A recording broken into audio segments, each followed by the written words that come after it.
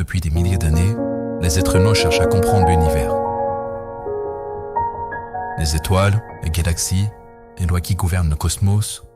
Mais si la clé de ce mystère se cachait dans une simple suite de nombres, une suite découverte il y a plus de 800 ans. Une suite qui semble apparaître partout, dans les fleurs, dans les coquillages, dans les ouragans, et peut-être même dans la structure de l'univers lui-même. Voici l'histoire de la suite de Fibonacci.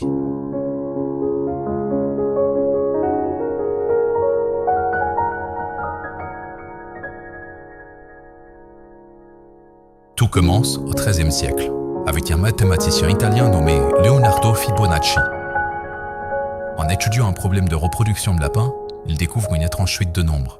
0, 1, 2, 3, 5, 8, 13, 21, et ainsi de suite. Chaque nombre est obtenu en additionnant les deux précédents. Au fil du temps, les scientifiques remarquent quelque chose d'étonnant. Cette suite semble apparaître partout dans la nature. Le nombre de pétales de nombreuses fleurs, l'organisation des graines d'un tournesol, les pommes de pin, les ananas, même certaines formes végétales suivent cette logique mathématique. Pourquoi ? Parce que cette organisation permet souvent d'utiliser l'espace de la manière la plus efficace possible.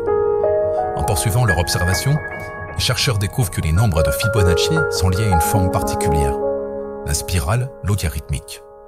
Une spirale que l'on retrouve dans les coquillages, dans certains ouragans, et même l'ADN humain, et dans de nombreuses structures naturelles aussi. Mais le plus fascinant reste à venir, car ces spirales semblent également apparaître à des échelles gigantesques.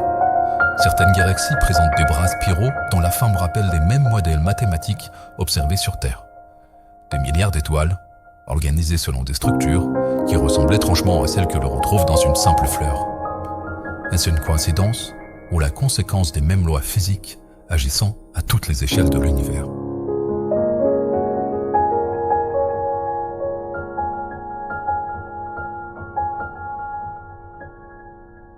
En d'autres termes, Fibonacci n'est peut-être pas le langage de l'univers, mais il semble être l'une des signatures laissées par les lois de la nature.